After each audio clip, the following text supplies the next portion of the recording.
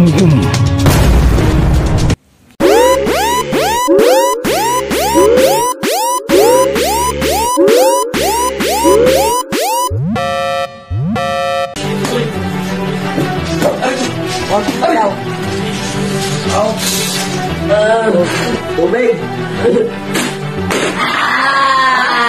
Naman itong tubig!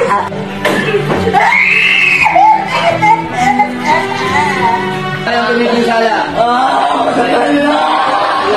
Matagal na! Ako galit! Ako galit ako! Aray ko! Sino po na ulit? Ano ba? Sumagot ka! So ayun mga lods, alam nyo ba yung isang sekreto kung bakit ang ating mga gawang medalyon ay talagang mga magaganda at may inam?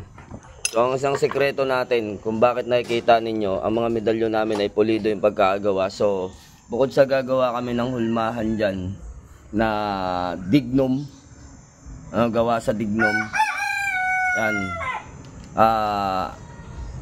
kuminsan gumagawa muna kami ng gawa sa dignum, pero kuminsan hindi na. So ganito kalupit yung ating mag-uukit. Tignan nyo naman, inuukitan niya ng mano-mano.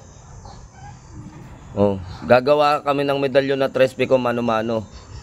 So 3 pico to mga lods, kaya lang ito ay abangan ninyo. Ito ay Aromaea, tapos Dios Espiritus.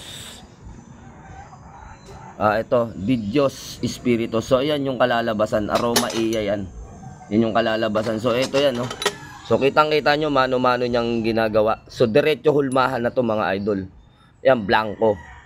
So kita ninyo kung gaano ka ano. Tapos may kita ninyo, ano pa lang siya, ganito pa lang siya, pero makita na ninyo yung kinang at liwanag. Ibig sabihin, hulmahan pa lang namin, meron ng kalis na sangkap at meron ng kampana.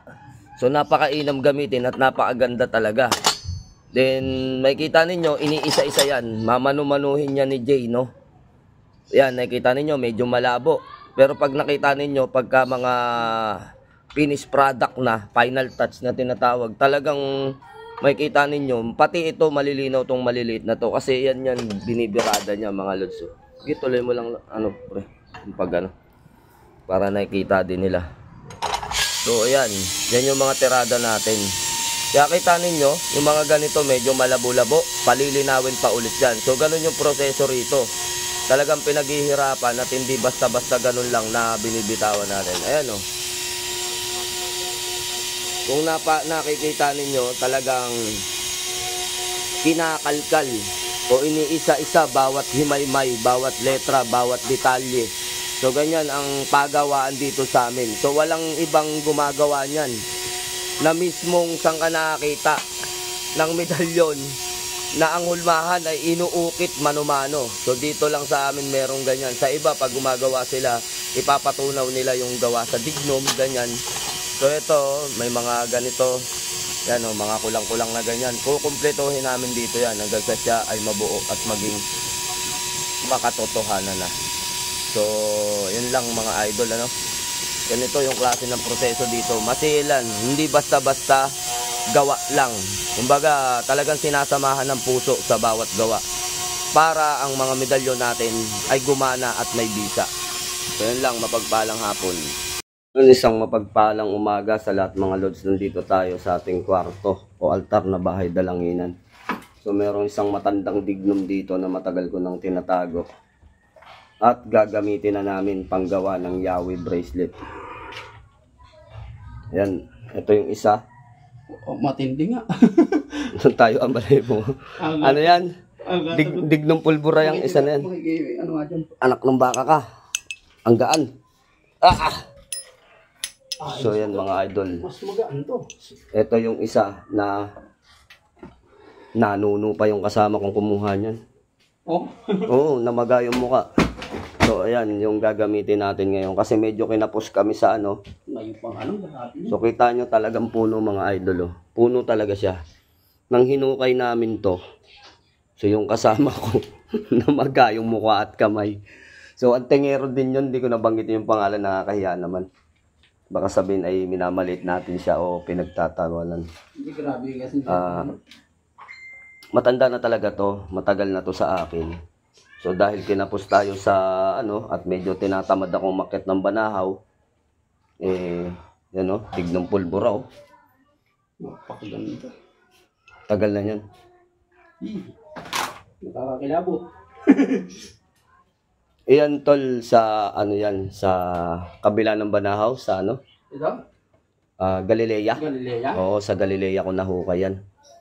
Oo. Kaya ganyan ang itsura niyan, na pulbura talaga siya. Nakuha ko yan dun sa tubig na may asuge, yung hindi pwedeng inumin.